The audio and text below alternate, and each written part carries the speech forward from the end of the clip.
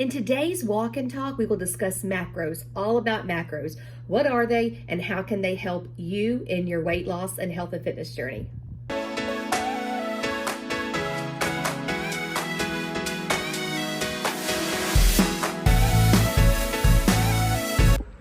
kind of windy out here.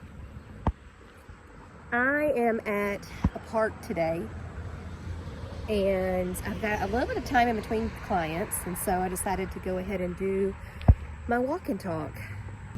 Today's walk and talk is going to be about macros, all about macros. What are they? Why are they important? Why do you want to know about them? First, I'll go over, what they are. So you have 3 macros, and they are protein, fat, and carbs. And this is like the main bulk when you think of like where you get your calories from. You're getting your calories from those 3 sources, from protein, fat, and carbs. Now, let's break down each macro. First, we'll talk about carbs. Carbs get a bad rep.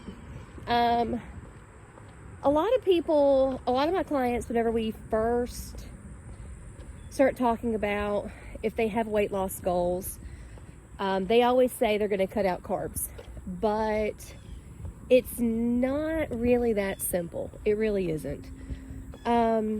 With carbs, there's lots of different foods that make up that carb macro.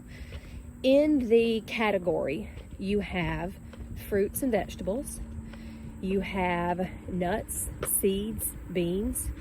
Those are all of your plant-based carbs that typically are not, or that are those whole foods that you always hear about. Obviously, you've got carbs from grains. Sometimes those can be more processed depending on what type of grain that you're getting.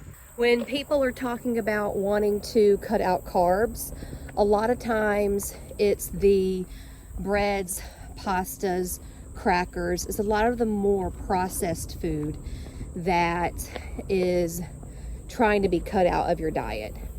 But that is mainly what you're going to get from carbs. A lot of people forget that you get carbs from fruit, vegetables, nuts, seeds, and beans as well. Those have a ton of different micronutrients in them, and they're really good for helping you hit your weight and your fitness goals. No matter if it is you are trying to lose weight or if you are trying to build muscle, get stronger, have more energy, there's so many good reasons to keep carbs in your diet. Now let's go on to fats. Fats, you have fats from different meats. So you have obviously fats from beef, pork, chicken. You have fats from cheeses. Those are going to carry more of your like saturated fats. Then you have fats from fish, which is going to be those omega-3 fats. You have fats from nuts and seeds. You have very little fats from beans, but you do have some fats from beans. Avocados have a lot of good fats in them. So you have different types of fats. And once again, sometimes fats can get a bad rap too. And if you are leaning into more of the healthier fats, the fats from fish, from avocados, from nuts and seeds and beans, then you are more likely to hit your health, fitness, weight loss goals. Whew, I'm going up a big hill right now. Now we'll move on to protein. Protein from meats, protein from dairy. You also get protein from nuts, seeds, beans, fruits, vegetables. You do have protein in all of those as well, in grains. So there are protein. When people think about protein, typically just think about meat, but there are so many other different sources of protein out there.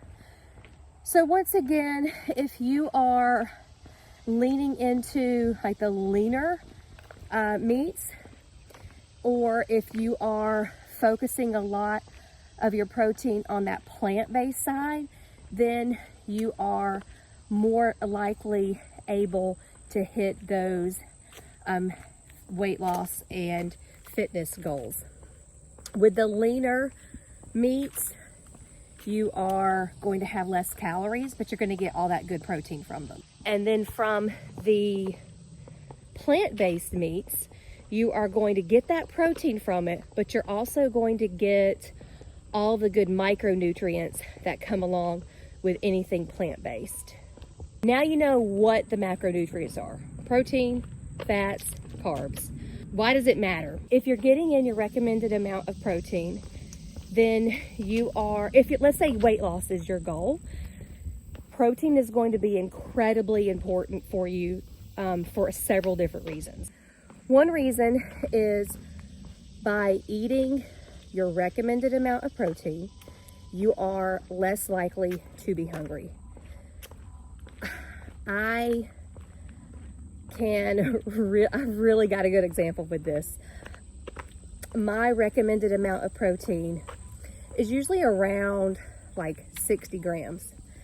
And I was eating 60 grams. I was trying to do what I was supposed to do. And I was still hungry.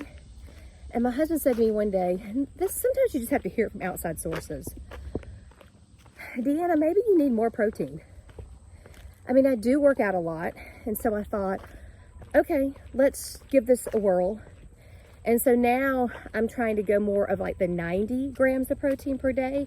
And that made a major difference when it came to my appetite and it came to my cravings. So the protein can really help with your appetite and with your cravings when you're getting enough. Now, how do you know how much to get? This has become somewhat of a controversial topic lately. So when I was in college, and kind of the standard is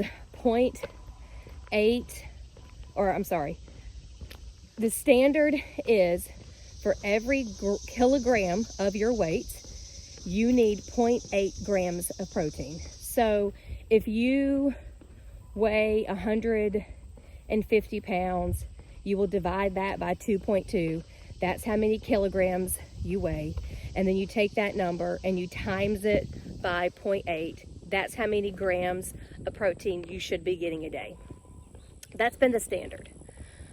Well, now there's been a lot more research suggesting that that's the standard if you are wanting to maintain your weight. If you are wanting to lose weight or build muscle, you are going to need more protein. If you're wanting to build muscle, it's kind of obvious you need more protein. But why do you need more protein if you are wanting to lose weight? Well, the standard is when you are losing weight, if you are doing it the correct way, you will still lose some muscle. With weight loss comes some muscle loss. However, if you are doubling down on that strength training, and if you are eating a little more than that recommended protein, then you are less likely to lose muscle, or you just won't lose nearly as much. Why does that matter? Well, that matters because when we lose muscle, well, first of all, we don't want to be flabby. And if you're losing a lot of fat and muscle, that's when you are going to continue to stay flabby. And we don't want that. We want to be strong, and we want to be toned up is the word that you hear a lot of times. And so making sure that you get that recommended amount of protein will ensure you that while you are losing weight, that you're keeping as much muscle on, and that's going to help you with that toned look that you're looking for. The other reason is because if you lose muscle, then that is going to decrease your metabolism. And we don't want that either. We want some high metabolisms. The higher your metabolism is, the easier it is going to be to lose weight, and the easier it is going to be able to keep that weight off. And so we really want good metabolisms, and one key piece to that is to make sure that we are increasing that protein and either keeping the muscle you have or building the muscle. Next is fats. Why do you want to make sure you're getting the recommended fat? Well, first of all, fat will help you stay feeling fuller for longer as well. So if you are going super low fat, full disclosure, they had a tractor, so I had to run to try to get away from the tractor because it was loud. So if my breathing's a little off, that's why. So back to fats. If you are eating too low fat of a diet, then that can make you hungrier. And so that's why it's important to make sure that you are eating enough fat and you have enough fat in your diet. The other thing is, if you are, of course you want to make sure you're leaning more into the healthy fats than the saturated fats. And that is because those healthy fats are actually going to help with your hormones. It's going to help you actually lose weight, be satiated longer, and help you lose weight. So fats are also very important. I also always say fats help protect your muscle. And so if you are not eating enough fat, usually you're not eating enough calories, or it's easy to not eat enough calories. If you're not eating enough calories, your body's getting the calories from somewhere, they're getting it from your muscle. Lastly, carbs. So why are carbs important? We always hear that carbs give you energy, but a lot of your carbs that come from plants also have those, or not a lot, all carbs that come from plants are also going to have fiber in them, and all of those fibrous plant carbs are going to also help you with your appetite and help you feel fuller and can help you with weight loss. They'll also help with your digestion and your overall health. Carbs are good in the fact that they give you lots of those micronutrients from the plants and that fiber. Now, I also feel like carbs are good because I don't know about you, but carbs are my comfort food, and I need carbs in my life. I'm not one to completely give up carbs, but I also know that there's a place for them. And if weight loss is your goal and health is your goal, then you are going to have to find ways of limiting those processed carbs and really leaning into the whole food carbs and sprinkling in those more processed carbs as you need them.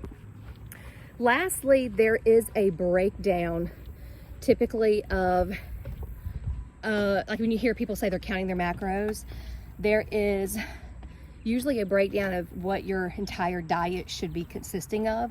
So a quick breakdown: 50% of your diet around 50% should include carbs, 30% fats, and 20% protein. Why is this important? Because if you're getting the right ratios, then that's going to help you feel satisfied. It's going to help you with your cravings, and it's going to help you with your energy. Now, you might decide that a different ratio works best for you. So for instance, for me, I feel great when I'm doing about 35% carbs, 25% protein, and then 35, somewhere in that range of fat. That's where I feel the best. So you can play with those numbers a little bit until you find a ratio I'm going up a hill again. A big one. It's hard to talk and go up a big hill. But until you find the right ratio for you, you might need to play around with it a little bit. Remember, your goal is find the right ratio that's going to help give you energy, that's going to help you get your health and fitness goals. I hope you found this walk and talk helpful. If you have any questions, please comment below, and I will see you on your next workout. Don't forget to subscribe and hit the little notification button so you don't miss your next workout.